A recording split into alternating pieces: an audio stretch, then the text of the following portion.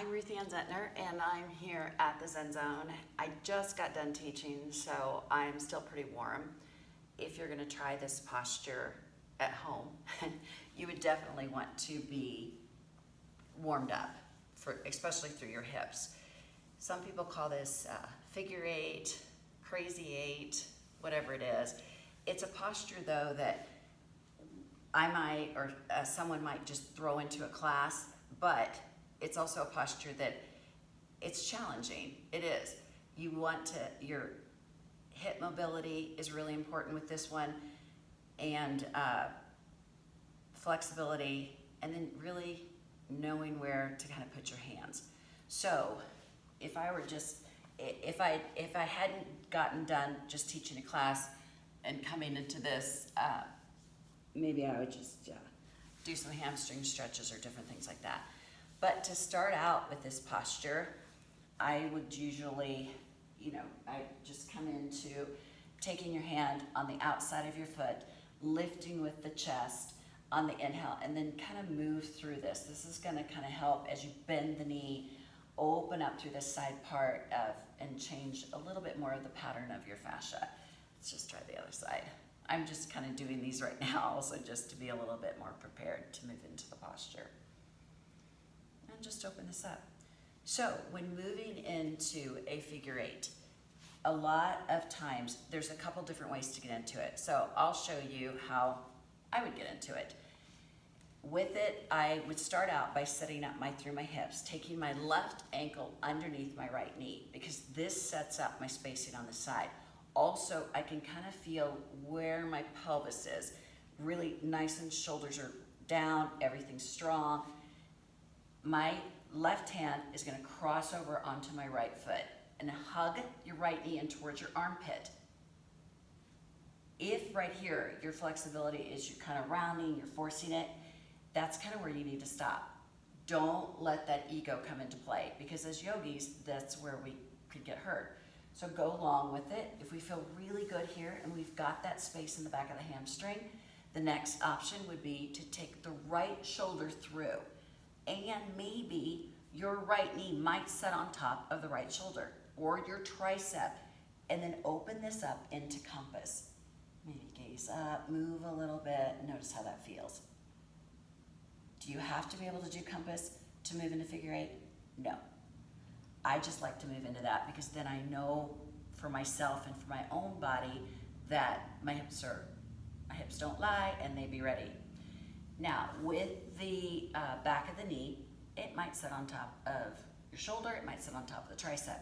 Now, I move into it by setting my left heel down, and I pick up, and this is more kind of like an elephant trunk. And with my hands, they're just like they would be if I came into plank, downward dog, whatever. My pink flamingo pants are a little slippery. Pick up your hips. Then I would cross my left ankle over my right, seal your inner thighs here, bend the knees, get the hips up high, start to shift, bend the right elbow, bend the left elbow, and gaze up. And then maybe come back down. The other option on moving into this would be, I just need to take a breath there. It's not an easy posture. Perhaps to take the knee again behind the shoulder or the tricep, and instead of moving forward and lifting, but you still, that's why the Ujjayi breath is so crazy important. This is your take flight breath. This is your strengthening breath. So you've got to get into that breath. So as you inhale here, exhale, again, you're gonna lift the hips.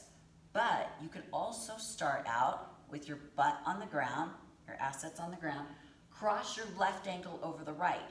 And again, my feet are just like squeezing like crazy together. Bend, I just look up, inhale here, bend the elbows, straighten the legs, and you can come into the posture right there. And then release the legs as you exhale. I'm only gonna demo that on my right side today, but it would be the same steps on your left. My left shoulder's a little crabby, but getting into that, same thing. Set it up. Right hand would go to left, bring the foot through, open up through your hip. You'd be straightening that left leg with breath and with a blissful face and ease. Then the knee would come over the top, hook that wherever it goes. Heel would come down, and just, if nothing else, just work on lifting your hips up. As the hips are lifted, you can cross that over or start with your bum on the ground. Right ankle crosses over. Again, inhale here. Exhale, hips lift, seal your inner thighs. Legs would go long there as your elbows bend. Look up, and then draw the feet back. So there you go. I've had some questions on that, on kind of how to do that. That's how you do figure eight, crazy eight, or I don't know, whatever else it's called. So reach those arms up, hands to heart. Namaste. If you have any other questions, always just let me know. Make today awesome and have a great day.